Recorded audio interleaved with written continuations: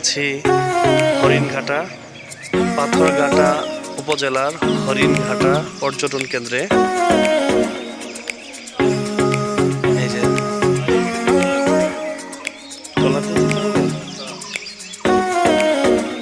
Trawler ভাড়া কত নেই?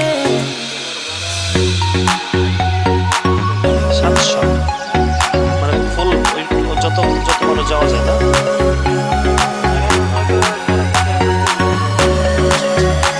দেখার মতো কি আছে?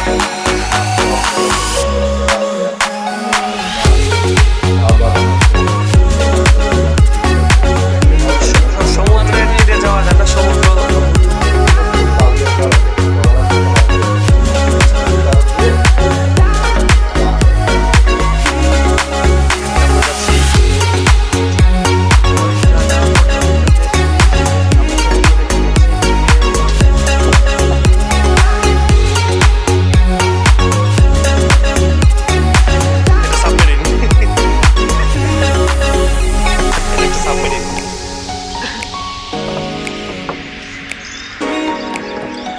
এখান থেকে আপনারা ইচ্ছা করলে নৌকা নিয়ে ঘুরতে পারেন। এই জন্য ট্রলার আছে, এখানে স্পিড বোট আছে।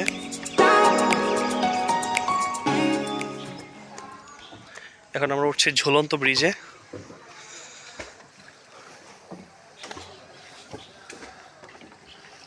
এটা একটা পর্যটন কেন্দ্র।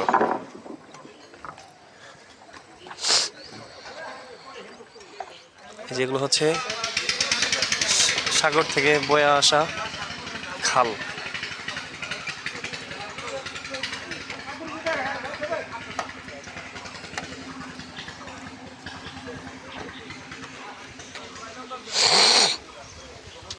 ভিউয়ার্স, এইদিকে যখন পানি আসে তখন দেখতে আরো চমৎকার লাগে।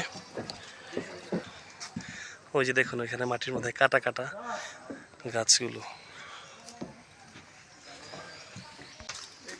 দেখি দেখি এটা বের করতো, এখানে একটু বয়।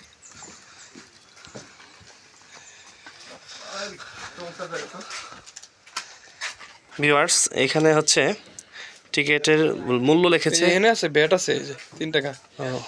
ও 20 টাকা আর 3 টাকা হচ্ছে ভ্যাট, সব মিলে 23 টাকা ভ্যাট। এখানে ঢুকতেও ভ্যাট। দেখুন এই পর্যটন কেন্দ্রটা কতটা অবহেলিত। এই যে এই পাশ দিয়ে রেলিংগুলো খেয়ে ফেলেছে, আর হচ্ছে এই যে স্লিপারগুলো এখানে, এই যে স্ল্যাবগুলো খেয়ে ফেলেছে। এখানে যে কোনো সময় মানুষজন অন্য তালে থাকলে একবারে নিচে গিয়ে এখানে ধপাস করে পড়ে যাবে।